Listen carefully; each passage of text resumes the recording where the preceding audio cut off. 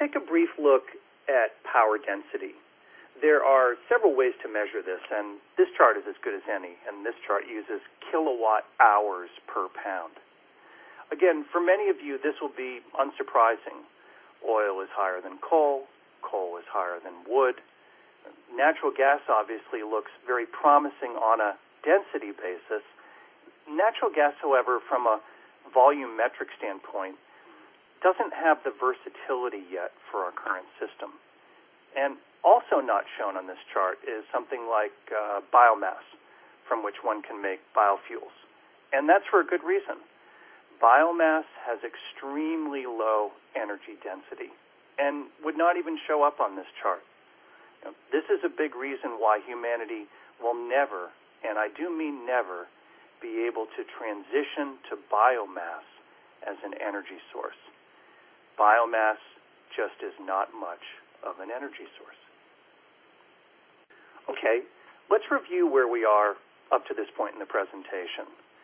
There's no obvious higher energy density source to transition to now. Any transition plan costs trillions. For example, just to maintain oil production through the year 2030 requires at least $1 trillion a year in investment, according to the IEA in Paris. To transition to an all-renewable world, powered by green energy by 2030, at least $100 trillion by the year 2030, and that's estimated by a group at Stanford. And so, as no easy, obvious path to transition exists, we have to make decisions, and the decisions we have to make are big decisions. Well, how exactly will we make these big decisions? I mean, ask yourself, how well do we face up to large-scale problems?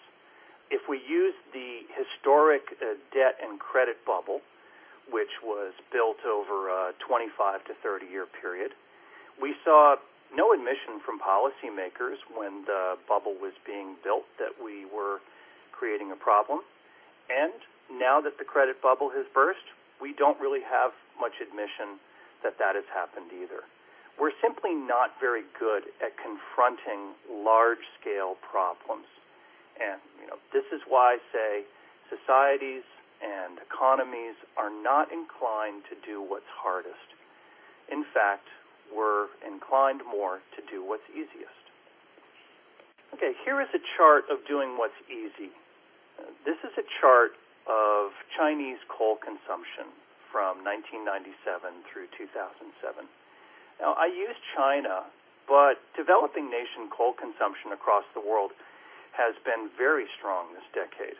Most of the coal consumption charts across the developing world look something similar to China's. Now, this is in millions of tons per year, and you can see that China, in just 7 years, doubled its coal consumption. And again, yes, China is currently building out rail transport, and it's building out wind power and solar power, but it's not enough, and it's expensive. So China does what's easiest. It chooses to burn coal. 2008 was a very important year in world population and development.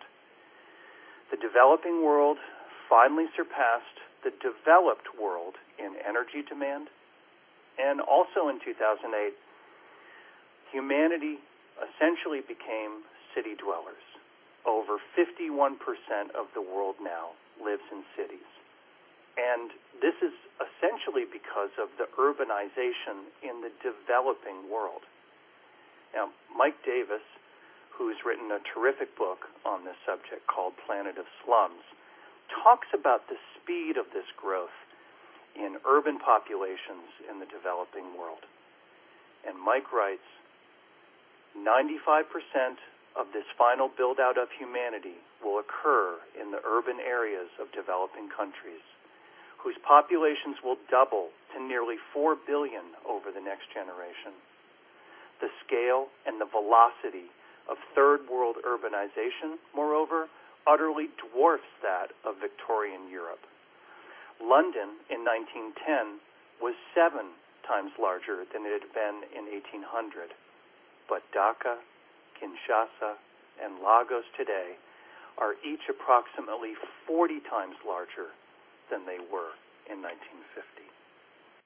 So, if we agree that it's hard to get developed nations to solve a large problem like energy, then how likely is it that the developing nations of the world will freely choose to give up coal?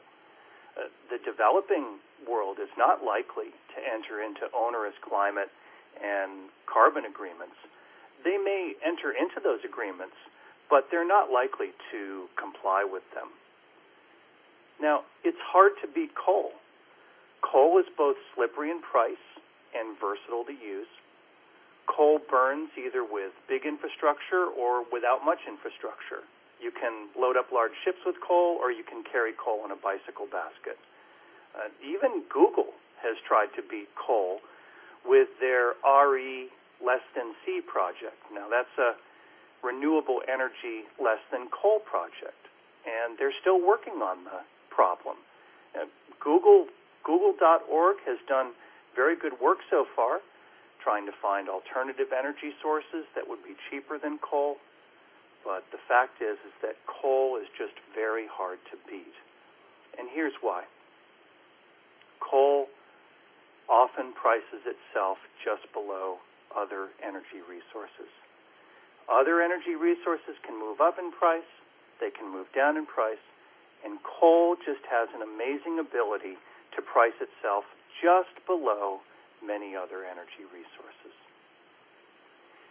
So, if you're an optimist on humanity, you should consider oil, because oil will absolutely be the construction fuel to build out a new power grid and new power generation over the next 50 years. Oil is the new pick and shovel. But if you want to hedge against folly and the human tendency to overshoot and avoid large-scale problems, then unfortunately, the world is not yet ready to say goodbye to coal. Thank you very much for your time today.